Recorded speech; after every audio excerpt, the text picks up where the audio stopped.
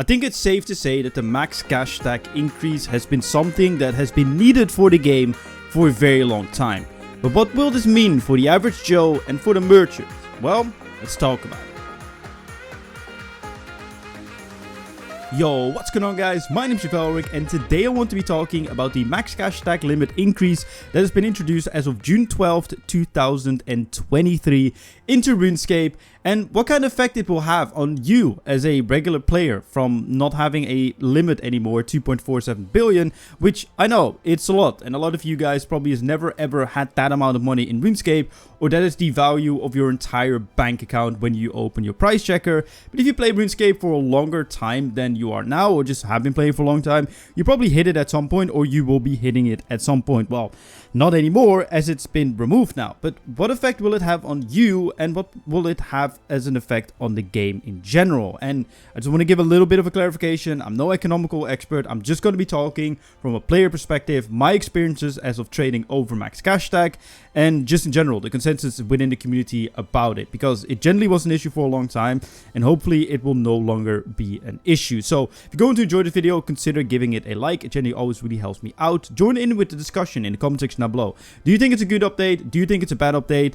How does it affect you? I'm just very curious to see what people's ideas are about it. And subscribe if you're new. We're trying to hit 5,000 by the end of the year, and I need all you guys' help for it, so it would be highly appreciated. And check me out on Twitch. I'm live every single day at 5 p.m. game time, and probably after you watch this video, I will probably be live, so go check me out if you are into that. But without further ado, let's just get into it. So first things first, I think it's important to touch on why and what is being changed. So right now, the max cash tag limit, as I said, is 2.147 billion GP. Once you've hit that amount, you can't get any more coins pretty much. In your inventory, you can't get a second stack. So the way people used to go around it is they bought spirit shards because you can buy them for 25 GP at Summoning Masters, and they will always sell back for 25 GP at Summoning Masters. And that was pretty much like the second currency within Runescape. If you played old school Runescape, you probably know about platinum tokens, where one platinum token, I believe, is 1000 GP. Correct me if I'm wrong, but I believe that's how it works.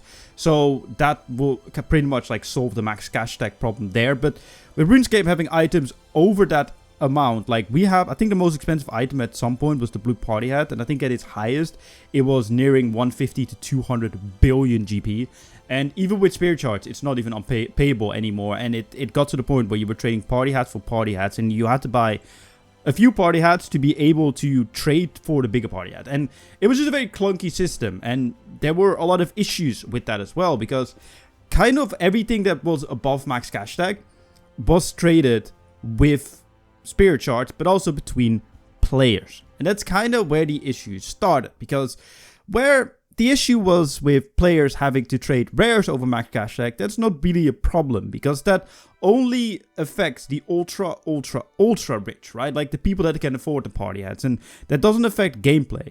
But as of now, as of me making this video, there are a few weapons and items that are needed for PvM that are over max cash stack. The Fractured Staff of Armadale, the Bow of Last Guardians, and even dice. And you're probably thinking, Chev, you don't need dice. Well, if you're at end game PvM, you do need dice to be able to distinguish your higher tier weapons. And of course you can get cheaper dice, but you want your weapons to look cool, right? So I guess that is an effect, but not as big as the FSOA and the Bow of the Last Guardian, right?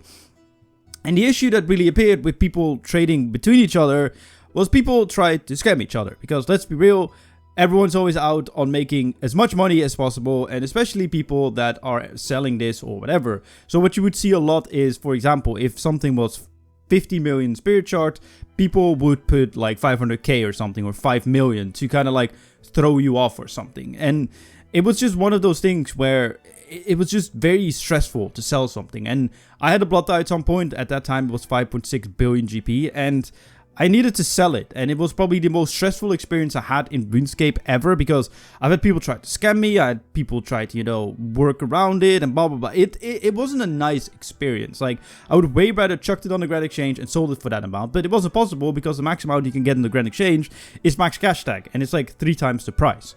And people were always trying to get one over on the other when it came to merching, or well, that is not merching. And that's something I kind of want to touch upon as well. That is scamming. Merchers are pretty much people that buy an FSOA for 3.1 billion and sell it for 3.2 billion. That is pretty much merching, and that is not scamming. Those people that were merching these items are, well, you could see them as scummy people, but I don't think so. I think they're just smart businessmen trying to make money, right, within RuneScape. I don't think there's anything wrong with it.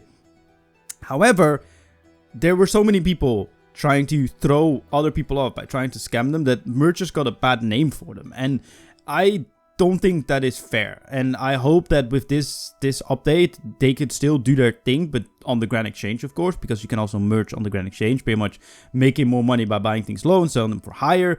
Even with the tax, it is still possible. You just calculate it in your profits. But yeah, from now onwards, everything will be sold on the Grand Exchange. But what does that really mean for you? So I think it mainly obviously takes away stress from buying items, but I think it also helps people with selling items. Because sure, you and I watching this video, or me making this video, you watching this video, know that something like the Blood Die or a full fractal Staff of Armadale or whatever. I think a Blood Die is a better example because you can get that at random by just completing a clue scroll.